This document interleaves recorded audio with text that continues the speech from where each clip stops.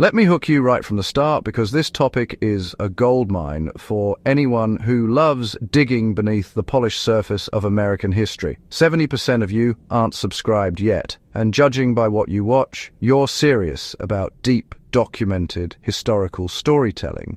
So stick with me for this first minute because we're stepping into a side of presidential history that textbooks never touch. George Washington used personal espionage networks, even in his own house. Washington didn't retire from spycraft when the Revolutionary War ended. He quietly built systems to monitor who entered his home, the information being exchanged, and potential threats. This private habit showed how deeply he believed that leadership requires constant situational awareness. If you run businesses or manage teams, the practical lesson is simple. Always maintain a private channel of intelligence and verification. A quiet audit system, whether in cybersecurity or team communication, mirrors Washington's approach. John Adams spoke to himself for hours to sharpen arguments. Adams was notorious for pacing and arguing aloud in private rooms, rehearsing political battles like a one-man courtroom. This wasn't eccentricity for eccentricity's sake, it was strategic mental conditioning. For modern application, record yourself arguing a point and listen back. Adams would approve, and you'll immediately detect logical gaps long before your opponent does. Thomas Jefferson collected fossils and bones in the White House. Jefferson privately gathered mammoth bones and other specimens because he was convinced America housed the world's greatest natural wonders. This wasn't just curiosity. He used science as soft power, boosting national prestige. Anyone building a brand today can borrow this tactic by showcasing unexpected strengths to shift how others perceive your territory, whether that's your field, your business, or your community.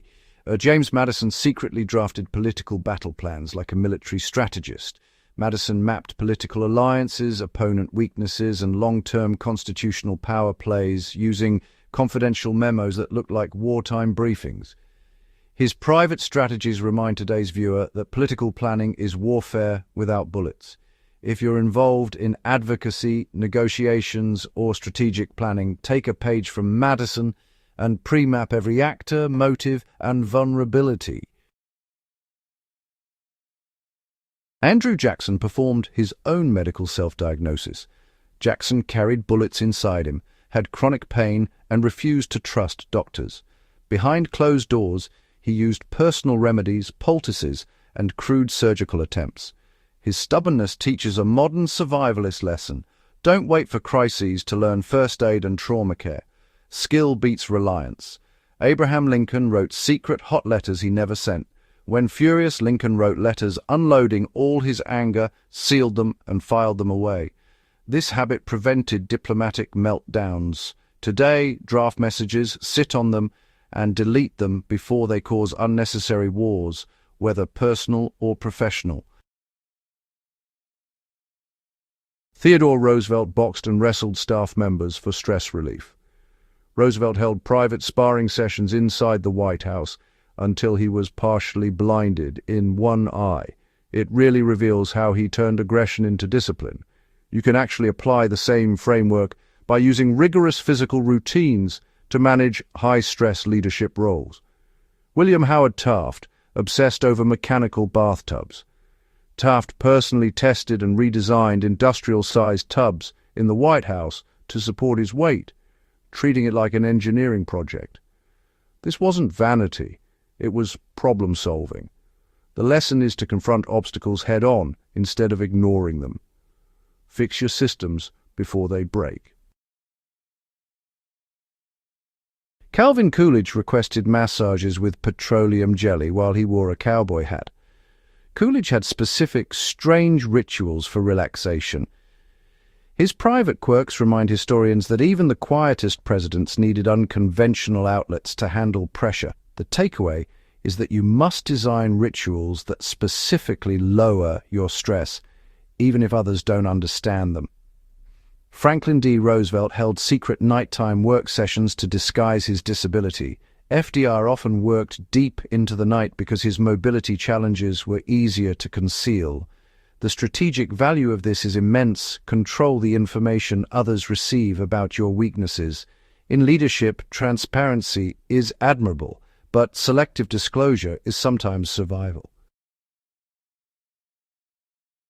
John F. Kennedy used isolation tanks and medication regimens to handle chronic pain.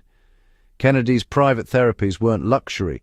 They were necessary for basic functionality. This teaches the importance of managing personal health behind the scenes so that public performance remains sharp. Richard Nixon recorded himself obsessively even when alone. Nixon's tapes weren't just surveillance, they were his private diary and self-analysis tool. The lesson is that documentation builds power, but also risk. If you document everything, secure it properly, or destroy what's unnecessary. In the end, the strange private behaviors of presidents aren't just trivia. They're windows into how power really operates when no one is watching. Apply these examples to your leadership, preparedness, or analytical skills, and you'll start recognizing how the smallest private patterns predict major public decisions.